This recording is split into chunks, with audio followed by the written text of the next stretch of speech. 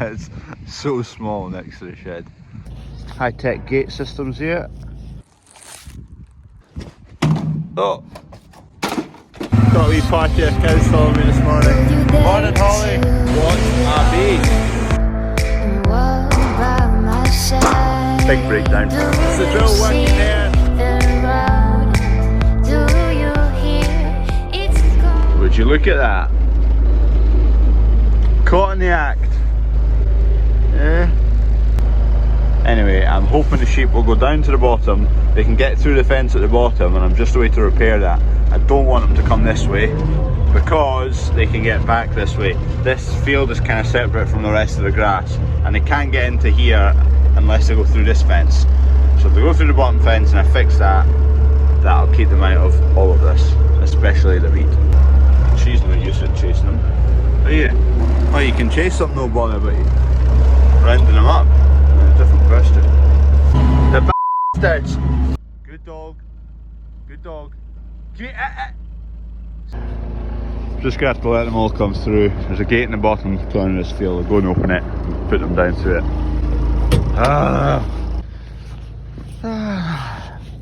High-tech gate systems here. I'll come down this fence line into there. The shooter's obviously dropped his gun case. Is that a good one? Stay. Stay. Chase them down. They're just over this hill. Stay. Stay. Good dog. Come on in. Here. Stay. Good dog. And a sheepdog. It's the wrong colours. I hate sheep.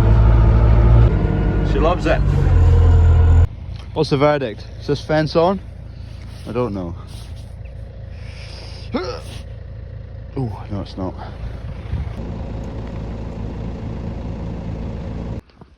What a belter. It's been some good days recently. Nice view up here. Frosty cold. I saw them come through here once, but there's no tracks or anything, so they've not been going back and forward through here. But I might as well fix it and see those two wires are both off. But it probably won't stop them anyway. So I've got, as you can see, this is a hammer.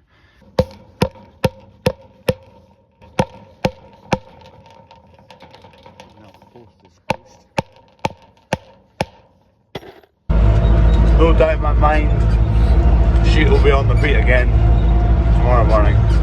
Right, I've just set up a heater in here because the guys have been in with tiles. I'm coming back later this afternoon to do this job, piling up and along there. It did get done before, but obviously it didn't work and they all fell off. So we're going to repile it all along here, not that bit there because there's a unit going there. The grain merchant's just arrived, so I'm going to go and see him, chat about what seed specifically he's wanting in the ground this year. Spring barley and spring oats. Kev's been having a bit of a tidy up here, you can see. A lot of stuff to scrap. We're putting in a load of scrap. There's a trailer there full of rubbish, metal scrap. So he's been loading that up and getting rid of anything there that's scrap. Gonna nab the forklift from him. So just been speaking with the grain merchant there. So there's a wee bit of a dilemma. So at the moment we've been growing Firth spring oats for years and years and years. They're bomb proof, they don't take much looking after. Put them in the ground and they come out pretty good every year.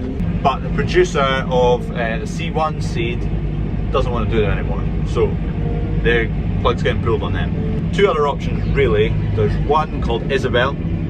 It's got issues with germination. The embryo in the seed develops wrong and basically just doesn't germinate. You get a, I don't know, 75% germination or something, which is not too good. So there's issues with that, but it would fly off the shelves if it worked. Two, there's Merlin, which isn't as popular but doesn't have the issues. So that's to be decided on. We know the rough split If we go with Isabel, it'll be 50 acres because we keep on the low end. If it was Merlin, we'd go 80 to 100 acres. And then the spring barley, I think he's after 120 acres or so. We've got more than that to put in, so we'll just plant more C1 seed, grow it all as a seed crop, and then take off a bit for malting. Just makes it way easier. You don't have 2 piles in the shed. You treat it all the same. You don't need to split fields. It's just easier. Also, he said we can come down and have a look at the processing plant. What happens to the seed when we send it away from here? What happens to it? If you're interested in that, like the video and I'll try and make it happen quicker. So if we get 800 likes, we'll go and see the seed processing plant and see what happens to it. Click like.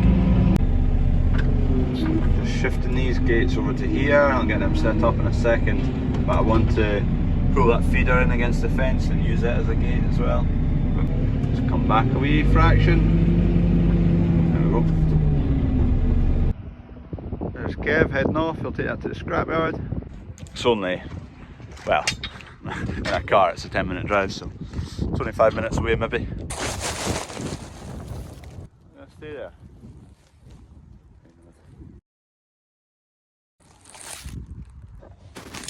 Coos knock you over.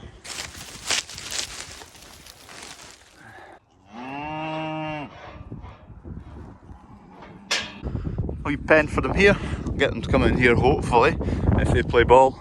I don't need them in today, but I'll get them fed and then hopefully they'll just come in straight away so that when I do need them in they'll easily come in. Right, that one's then repaired. Just take that gate out of here once we're done and get that into the workshop. What's the chances? Bit of grub and they'll come in. Ooh, easy does it. Don't want them now, but as long as they know I'm not gonna take the mic. Yeah, just go and have your grub. I'm not after anything.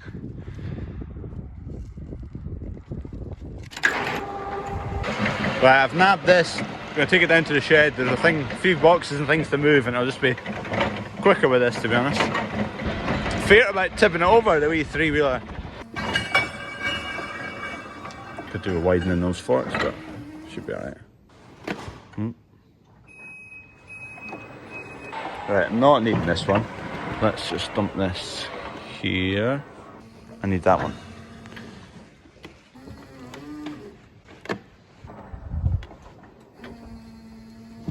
Also, figured out what the blue light was. Someone commented it's to warn pedestrians that I'm reversing. Big blue shiny light, so they see that just before they get ran over.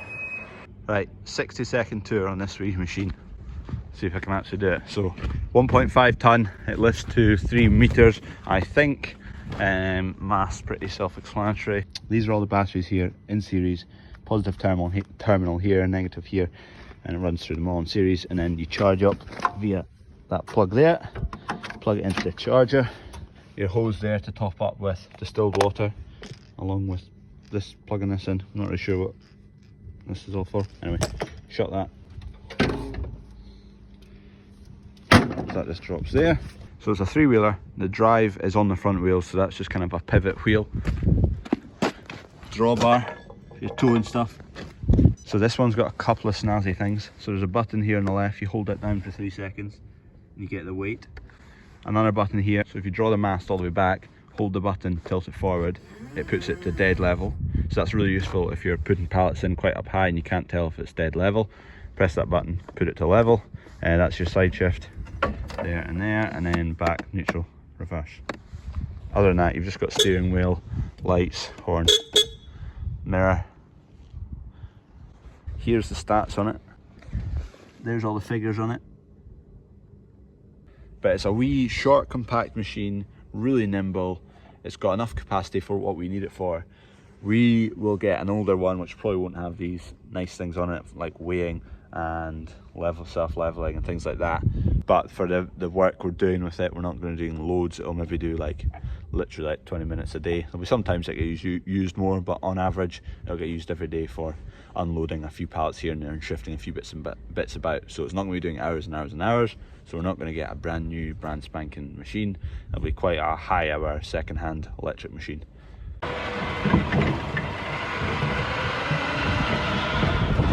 Is that going to fit? Have I got too big a box? There you go. I've found another button. So SPH, I don't know what S and P and H stand for, but it's the response. So if I put my throttle down on S, it's pretty slow to get going. Or if I rattle that, oh, I've pressed the wrong button. Yeah, there you go. If I put that to H, now I put the foot down, it's off. And it slows down quicker as well. It's lights out and away we go! SP and H, on the H level where it's caning it, it'll use more battery because it's higher torque to get it flying.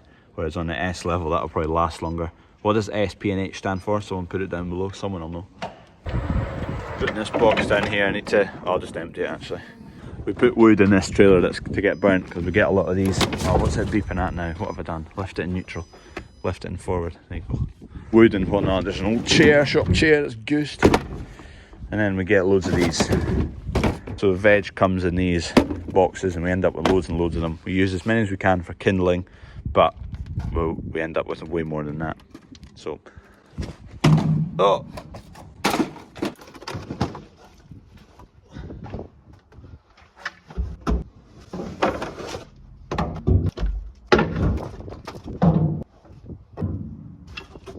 If we get one of these, I'm going to be using it on the farm all the time, nabbing it off the shop. That's not bad that, although you feel a wee bit dodgy just because it's such a wee machine putting any weight up high. Wouldn't want to go forward and suddenly hit the brakes anyway. It's so small next to the shed. Makes a good picture though. Let's just get that back down. Kev's back there from dropping off a scrap. I just about ran into him with this wee machine. New boiler shit. Ooh. What's it gonna look like? Come on. Oh yeah, there you go. Kev was tidying up all the pallets. I think that was actually yesterday, but looking a lot smarter out here. Could do with getting rid of a lot of them. The guys do come apparently to collect the blue ones, but no, I've not seen them for a while. Just added some more shrapnel to the pile, some garden trimmings. And then I think the coos will be after some ammonia straw.